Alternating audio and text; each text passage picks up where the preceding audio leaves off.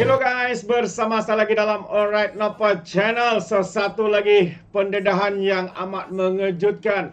Rupanya ketua pemuda ini adalah geng kepada Hisamuddin, sahabat-sahabat semua. Wow, sudahlah begitu angku, sombong dengan kenyataan-kenyataan yang begitu sebenarnya memperlihatkan ya kedangkalan dan juga kebobrokan dirinya sendiri. Sehingga kan Brother Iswardi sekolahkan ya individu yang boleh dikatakan sebagai angku sombong bodoh ini. Jadi sahabat semua, menarik untuk kita dengar pencerahan daripada Brother Iswardi dan bagaimana ya Brother Iswardi menyekolahkan ya individu yang bongkang ini. Jadi tanpa buang masa, mari kita tonton bersama video ini. Tapi sebelum itu jangan lupa juga untuk terus support Alright Napa Channel dengan cara tekan butang subscribe, like dan share. Mari kita tonton bersama video ini, sahabat-sahabat semua. Kemenangan PAS pada tempoh hari satu je, iaitu dana. Kelebihan yang PAS ada pada tempoh hari iaitu satu saja, iaitu kelebihan dana. Selain daripada itu, mereka tidak ada kelebihan lebih daripada itu.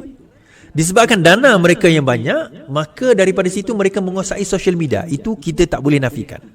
Namun begitu, disebabkan oleh keadaan yang ada sekarang ini, dua perkara besar. Yang pertama, kestabilan kerajaan yang ada. Yang kedua, kekurangan dana mereka sendiri. So daripada segi poin yang mereka nak sampaikan, cerita yang mereka nak bawa, hujah yang mereka nak hentam kerajaan ini, banyaknya makan diri, banyaknya jadi fitnah, banyaknya makan diri. Kita tengok ramai pemimpin-pemimpin PAS yang disaman fitnah. Malah pengaruh-pengaruh PAS pun kalau tidak saman, mereka tarik balik kenyataan-kenyataan tersebut sebab takut kena saman, ataupun takut kena seret ke balai dan sebagainya. Ada yang kata, kalau benar-benar berani tak payah saman lah. Kalau benar-benar berani jangan fitnah, itu je. So kemenangan PAS tempoh hari, saya kata pertama dana, kedua fitnah. Kita tengok tabung haji fitnah. Kita tengok bagaimana PAS menggunakan fitnah itu sebagai satu agenda, sebagai satu taktik untuk mereka nak memenangi dan memenangkan manusia yang mengubahnya. Kenapa manusia mengubahnya?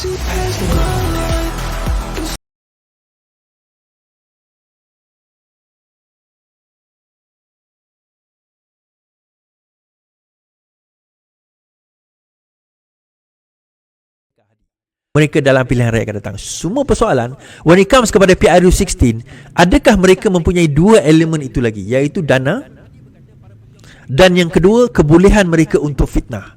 Saya rasa tak ada dah, tuan-tuan. Kalau kita tengok banyak pemimpin-pemimpin mereka yang telah disaman fitnah. Banyak pempengaruh dah tak berani nak keluar kenyataan kerana mereka tahu itu fitnah. Kan keluar, kita tengok Didi Chronicles, kita tahu dia memang walaun. Kita tahu 2-3 pempengaruh memang kita tahu walaun.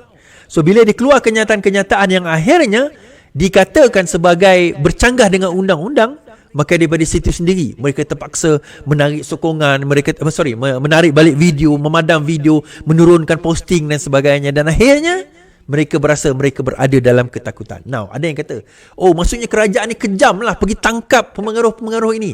Tuan-tuan, kalau tak buat salah, nak takut apa? Isunya dia buat salah. Maka itu yang menjadi masalah. Macam hari ini juga Muhammad Syafi'i Abdullah, Peguam Najib mengatakan bahawa sebenarnya dalam forum reformasi, forum tentang reformasi, dia kata bahawa sebenarnya Najib itu wajib mendapat pengampunan, tak perlu masuk penjara pun, sebab mahkamah kita ni tak betul, dia kata. Dia tak bersalah sedikit pun. So ada satu wartawan telefon saya tadi tanya pendapat, saya kata simple saja. Kalau dia benar tidak bersalah, kenapa dia gagal untuk menyatakan di 3 mahkamah? Meragukan di mahkamah tersebut, bukan 1, bukan 2, tetapi 3 mahkamah. Meragukan bukti-bukti yang dibawa, meragukan bahawa wang itu masuk dalam akaun dia, meragukan bahawa akaun itu dia punya, meragukan bahawa akaun itu dia bukan, maksudnya dia punya satu hal tetapi dia tak ada kuasa ke atas akaun tersebut, meragukan bahawa dia sebenarnya tidak ada kuasa terhadap 1MDB, telah SRC dan sebagainya. Najib gagal meragukan bukti-bukti yang dibawa oleh pendakwa raya. Now, kedua saya kata, pengampunan itu bukan privilege. Pengampunan itu bukan satu kewajipan. Pengampunan itu adalah satu ihsan. terpulang kepada dua, lembaga pengampunan, terpulang kepada Yang di-Pertuan Agong. Kalau lembaga pengampunan kata tak boleh, tak boleh lah. Kalau lembaga pengampunan kata orang kata boleh, tetapi Yang di-Pertuan Agong kata tak boleh, tetap tak boleh. Sebab dia bukan privilege, bukan wajib. Bukan maksudnya aku merayu wajib diampunkan, tak. Itu terpulang kepada kedua badan ini. Mereka boleh memohon, boleh. Tetapi dikatakan, apa orang kata, adakah wajib untuk nak diampunkan? Tak. Terpulang kepada discretion dua badan ini. So balik kepada cerita tadi juga kita kata. Balik kepada cerita ini. Kita faham. Sebenarnya kalau kita nak tengok penilaian kita, kita tahu bagaimana fitnah itu berleluasa, bagaimana fitnah yang dibawa PAS itu berleluasa. Dan kita faham, kalau mereka tidak katakan itu bukan fitnah, maka mereka boleh menangkap dalam mahkamah. Kenapa mereka kalah dalam mahkamah? Hari itu Ustaz Dusuki dia kata, oh saya kalah teknikal. Apa maksud kalah teknikal? Kan bagi walaon bodoh, dia bolehlah kau main macam tu. Oh kalah teknikal. Oh teknikal. Macam juga Hadi kan, pergi saman Claire Brown. Bila dia saman Claire Brown, dia pula kena bayar 1.4 juta. Bukan Claire bayar dia, dia bayar Claire 1.4 juta. Dia tarik balik saman. Tak jadi nak saman. Pelik tuan-tuan Kepelikan itu kita akan bicarakan sebentar lagi. Kepelikan itu kita akan bicara sebentar lagi. Membawa saya kepada satu cerita yang dibawa oleh Ketua Pemuda UMNO ni lah. Okay. Saya mula malas nak komen pasal Mamat ni. Tapi since dia dah sebut, saya sebutlah.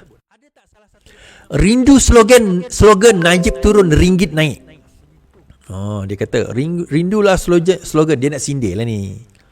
Okay. Ketua Pemuda UMNO Dr. Muhammad Akmal Saleh menyindir situasi ekonomi semasa dengan mengaitkan slogan bahawa penyusutan nilai ringgit negara mempunyai kaitan dengan prestasi pentadbiran bekas Perdana Menteri. Dr. Amal berkata beliau rindu dengan slogan tersebut yang mengungkapkan bahawa nilai ringgit akan kembali meningkat jika Najib berundur dari jabatannya sebagai Perdana Menteri. Najib turun, ringgit naik. Rindu betul slogan ini, katanya. Setakat ini mata wang tempatan merekodkan prestasi lemah setakat 9 pagi dengan menunjukkan berkurangan kepada 4.787, tetapi petang tadi dah mengukuh balik sedikit berbanding dengan US dollar. Baik. Yang pertama sekali saya nak komen tentang perkara ini kan. Bila dia kata demikian, yang disindir kerajaan Madani ni, yang disindir itu sebenarnya Zahid Hamidi. Okay, saya nak cerita, Ketua Pemuda UMNO dia bukan menyindir Anwar Ibrahim. Dia menyindir Zahid Hamidi. Kenapa? Sebab Zahid Hamidi kan timbalan Perdana Menteri. Zahid Hamidi itu presiden dia, dan Zahid Hamidi juga adalah timbalan Perdana Menteri. Dikatakan, saya tak tahu betul atau tidak, dia ni sebenarnya tim Hyshamuddin. So bila dia mengkritik, bukan mengkritik, dia mempersendakan. Kritik itu satu hal tuan-tuan. Kalau polisi kerajaan ini salah, dia kritik, okey. Tetapi bukan masalah polisi, dia masalah dia sindir. Dia kata kerajaan ini lemah. Dulu kalau Najib turun, mata wang kita akan kukuh. Saya nak bagi tahu, mata wang kita akan kukuh. Semua penganalisa ekonomi mengatakan mata wang kita akan kukuh by the end of this year. Semua penganalisa ekonomi dan juga pakar-pakar ekonomi mengatakan by the end of this year 2024, mata wang kita akan kukuh. It's just a matter of time. Kita perlukan masa. Time is of the essence, kita kata. Tetapi dia bukan faham. Dia bukan faham nisbah-nisbah ekonomi, dia bukan faham cerita-cerita ekonomi, dia tak faham tuan-tuan. Tapi tak apalah, kita maafkan dia. Cuma kita nak ceritakan bahawa dia kata Najib turun, maka ekonomi mata wang akan juga menaik, InsyaAllah. Dan dah naik pun hari itu, dan akan menaik lagi. Now, dua fundamental utama, ini saya cerita dan saya dah cerita dan saya cerita saja. Sekali lagi, dua fundamental utama kenapa mata wang kita tidak mengukuh compare to USD sekarang ini. Yang pertama, USD telah meningkatkan interest rate. Malaysia kekal, OPR kita kekal 3%. US dah naikkan interest rate buat kesekian kali, 5.something%. I think 5.25 something like that. Yang kedua, ekonomi China sekarang sedang menurun. Daripada segi prestasi sedang menurun. So dua benda ini menjadi faktor besar. Tetapi penurunan ekonomi China ni something expected. Dia akan naik balik. China ni kita tahu kenaikan dia akan naik balik within this year. Dalam masa tahun ini juga, within this year, benda itu, ekonomi China akan menaik. Kemudian US tidak boleh naikkan lagi interest dia. Daripada segi interest, US tak boleh naik dah. Kalau dia naikkan lagi interest dia, terbeban rakyat dia. So by the time interest tak boleh naik, maka kita kena pelabur akan beralih kepada mata wang lain. Baik, ada yang tanya, kenapa Singapore dollar lebih kukuh berbanding dengan apa orang kata Malaysian ringgit? Sebenarnya panjang history 1970s, pada tahun 70-an dulu kita ikat sama, Malaysia, Brunei dan juga Singapore kita ikat satu-satu. Kemudian Malaysia pada waktu itu decide untuk tak nak terikat. Dia tak nak ikat dengan Singapore, dia orang keluar. Dan juga Brunei tak nak terikat, tu keluar. Now Singapore dia ada satu badan untuk memantau inflasi, dipanggil MAS, Monetary Authority Singapore, something like that. Tak ingatlah, MAS, singkatan MAS.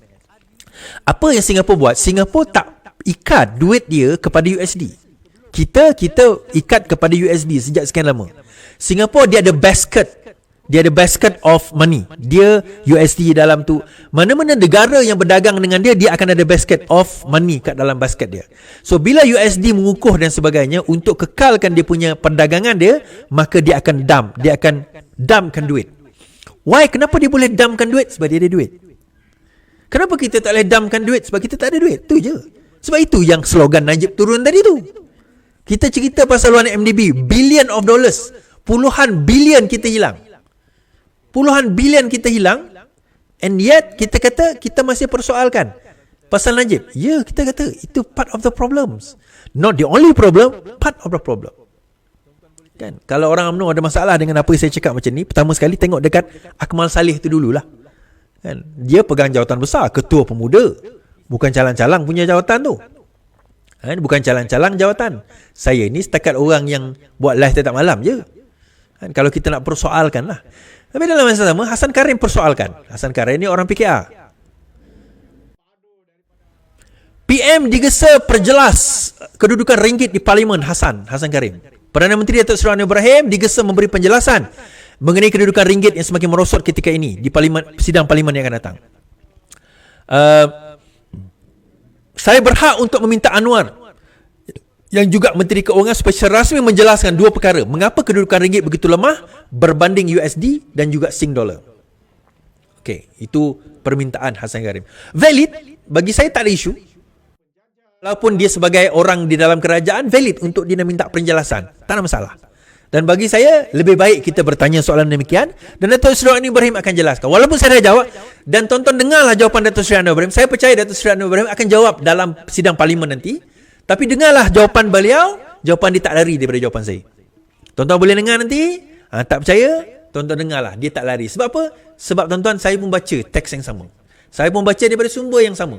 Kalau Hasan Karim rajin sikit mengkaji, dia akan dapat nampak apa orang kata, daripada teks yang sama, pendapat yang sama, dan dia tak perlu bertanya kepada Perdana Menteri pun. Kalau dia faham, oh ini sebab dia. Okey. Dan ada yang bertanya, kalau macam tu, kenapa tak naikkan OPR? Tuan-tuan tahu OPR tu relate dengan apa, tuan-tuan? Overnight policy rate tu dia relate dengan apa? Tuan-tuan punya buat pinjaman kereta tak? Tuan-tuan buat pinjaman rumah tak? Kalau OPR naik, tuan-tuan punya loan naik tau. Tu je. Tuan-tuan nak ke naik? Tak ada cara lain ke Is? Okey. Dia ada internal. Internal kita adalah OPR. External dan OPR dan inflasi dan sebagainya lah. Okey, inflasi kita is around 1.5%, 2%. Inflasi kita dah stable. Sekarang ni tinggal OPR. Itu je. Kalau US punya ekonomi, mata wang apa, currency, dia punya interest rate, lepas tu Singapore punya, yang tu kita tak ada kuasa. Yang kita ada kuasa hanyalah kita punya OPR, kita punya inflasi. Yang tu kita ada kuasa. Inflasi kita dah mengukuh pada kadar 1.5%. Itu dah stable lah. Below 2%. Itu dah okey. Unemployment rate kita pun dah okey. 4%, around 4%. Cuma tinggal sekarang ni OPR. Kenapa tak naik ke OPR Is? Tuan-tuan nak ke? Fahmi jawab soalan ini. Naik OPR untuk kukuhkan nilai ringgit bukan langkah yang sesuai. Fahmi Fazil menyatakan sebarang cadangan menaikkan kadar dasar semalaman atau overnight policy rate bertujuan mengukuhkan nilai mata wang negara merupakan langkah yang tidak sesuai. ketika ini. Ia juga akan memberi kesan kepada rakyat, kata Menteri Komunikasi.